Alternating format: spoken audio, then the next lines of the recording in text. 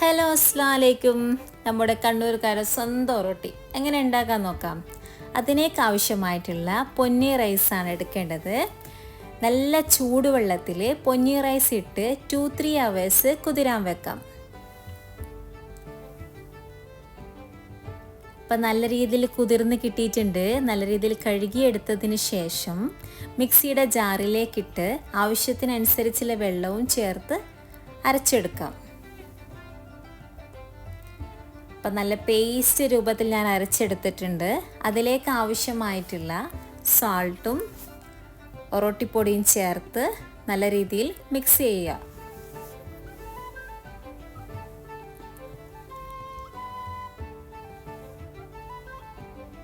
എനിക്ക് 2.5 സ്പൂൺ ഒറോട്ടിപ്പൊടിയാണ് വേണ്ടി വന്നിട്ടുള്ളത്. അപ്പം ഞാൻ നല്ല രീതിയിൽ ഇത് കുഴച്ചെടുത്തിട്ടുണ്ട്. ഇതുപോലെ കൈക്ക് ഒട്ടാത്ത രീതിയിലായിരിക്കണം കുഴച്ചെടുത്ത് വരേണ്ടത്. ഇനി നമുക്കിത് ചെറിയ ചെറിയ ബോൾസ് ആക്കി മാറ്റി വെക്കാം. അപ്പം നമുക്ക് ഒറോട്ടി ചുടാൻ തുടങ്ങാം. അതിനെ നൈസാക്കി ആദ്യം തന്നെ പരത്തി കൊണ്ടുവരിക ചെയ്യേണ്ടത്.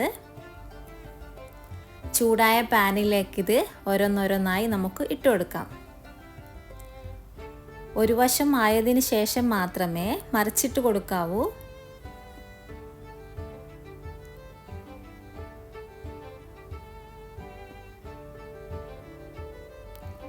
ചെറുതായിട്ട് ഇതുപോലെ ഒന്ന് പ്രസ് ചെയ്ത് കൊടുത്തു കഴിഞ്ഞാൽ നല്ല രീതിയിൽ ഒറോട്ടി പൊങ്ങി കിട്ടുന്നതായിരിക്കും.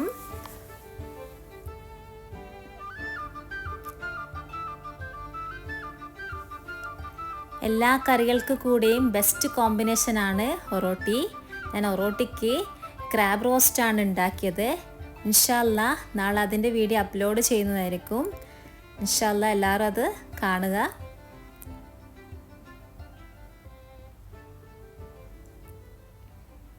അപ്പോൾ നമ്മുടെ ഒറോട്ടി ഓൾമോസ്റ്റ് റെഡിയായി കഴിഞ്ഞിട്ടുണ്ട്. നല്ല രീതിയിൽ അത് പൊങ്ങി വരുന്നുണ്ട്.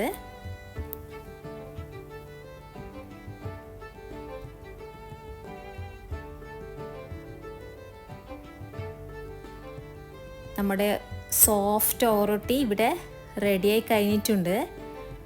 ഈ വീഡിയോ എല്ലാവർക്കും ഇഷ്ടമായാൽ ലൈക്ക് ചെയ്യുക, ഷെയർ ചെയ്യുക, സബ്സ്ക്രൈബ് ചെയ്യുക. Thank you for watching.